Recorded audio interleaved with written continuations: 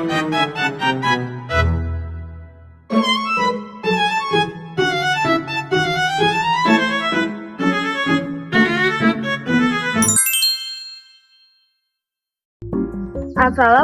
warahmatullahi wabarakatuh. Kami dari kelompok 11 kelas 11 3. Hari ini saya menjelaskan tentang molekul AX5E1. Dengan saya Noladina Prasetyo. Saya Yohana Patricia Kasih. Nama saya Alvinora Paraditya Sihombing. Nah sekarang mari kita lanjut ke pembahasannya.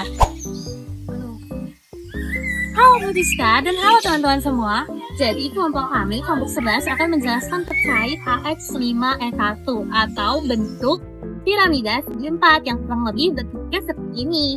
Lalu saya akan membahas terkait AXE. Jadi kita akan membahas AX5E1. AX5E1 ini A itu mewakili atom pusat. Jadi selanjutnya itu akan diteruskan dengan X. X itu apa? X itu pasangan elektron ikatan. Di mana di sini terlihat kalau ini ada 1, 2, 3, 4, 5 pasangan elektron ikatan. Jadi udah bener tuh AX5. X-nya ada 5, pasangan elektron ikatannya ada 5.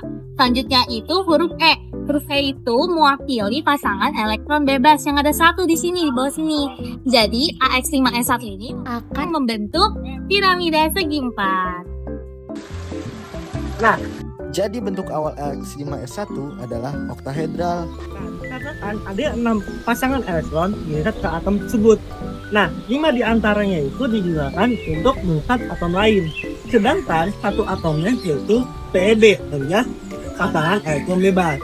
Nah, dikarenakan adanya pasangan elektron bebas, jadi bentuk atomnya itu berubah, yang sehingga menjadi piramida segi 4. Kenapa bentuknya bisa jadi seperti piramida segi 4? Itu karena teori VSEP ya, atau Valence Shell Electron Pair Repulsion, di mana teori itu menyatakan bahwa pasangan elektron, baik yang terikat maupun yang bebas, akan saling tolak-menolak. Nah, non-pair ini memiliki tolakan yang lebih kuat dibanding pasangan terikat, sehingga dia mendorong jauh atom-atom yang lain. Nah, tadi awalnya, ini bentuknya harusnya oktahedral sempurna. Tapi karena ada satu lone pair ini, maka jadilah bentuknya seperti square pyramidal ini. Oke teman-teman, kalian capek gak sih kalau dengerin kita yapping mulu? Jadi kita langsung aja masuk ke contoh senyawa. Jadi untuk contoh senyawa yang pertama adalah BrF5 atau bromin pentafluorida. Di sini atom pusatnya adalah bromin, dan bromin ini memiliki nomor atom 35. 35 nanti konfigurasi subunitnya seperti ini. Terus untuk fluorin dan juga bromin, fluorin punya elektron valensi sejumlah 7 elektron. Lalu bromin itu punya 7 elektron juga untuk elektron valensinya. Jadi kurang lebih struktur Lewisnya akan berbentuk seperti ini, di mana bromin nanti punya dua buah elektron yang bebas. Jadi ada satu pasang elektron bebas.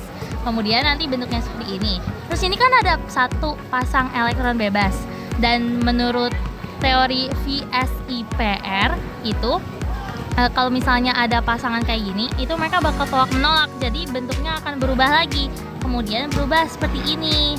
Jadi mereka akan saling menjauh dari PEB-nya, dan yang awalnya bentuknya harusnya kayak gini, itu bakal berubah jadi piramida segi 4 atau yang kita bahas yaitu AX5E1. Lalu, apakah BrF5 ini mengalami hibridisasi? Jadi BrF5 ini juga sebenarnya bentuknya bisa ditentukan melalui hibridisasi, di mana ini kan 4S ada 2, 4P juga diisi 5, jadi ini udah ada 5. Jadi kita tinggal pindahin karena 4 itu punya bagian yang D juga. Nanti kita buat 4D. 4D ini punya 5 kotak dan diisi sebanyak 1. Jadi ini nanti dihapus. Bentar. Coba di sini.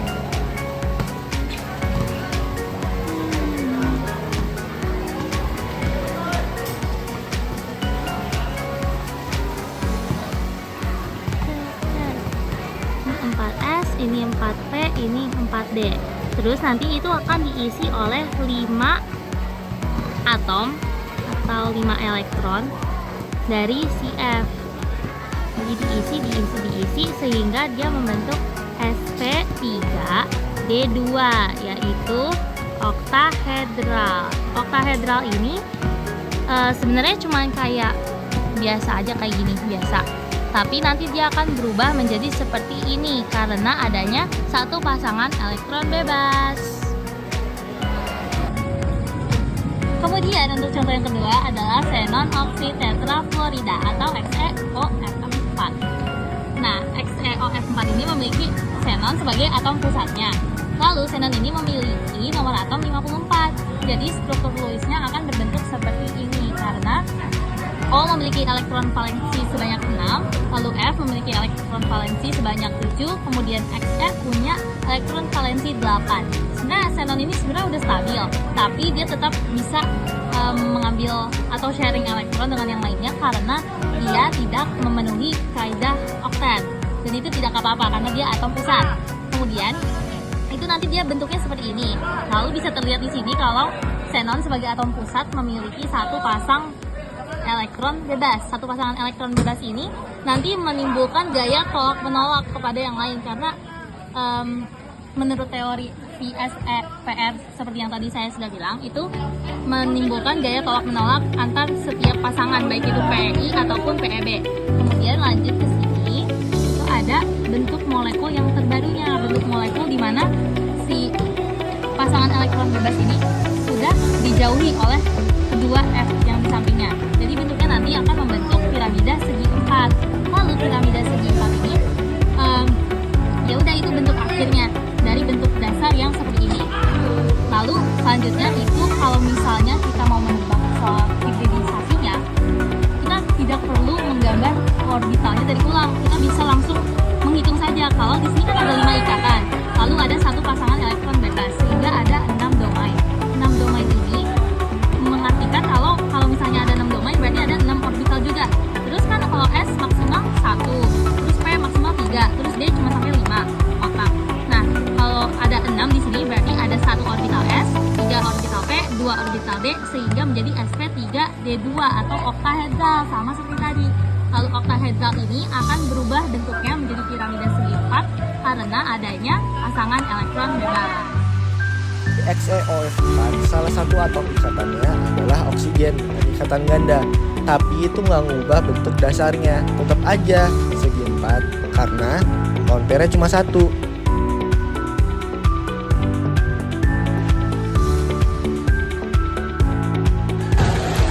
Jadi, kesimpulan pembahasan kami adalah yang pertama, tipe molekul AX5E1 ini berbentuk square pyramidal.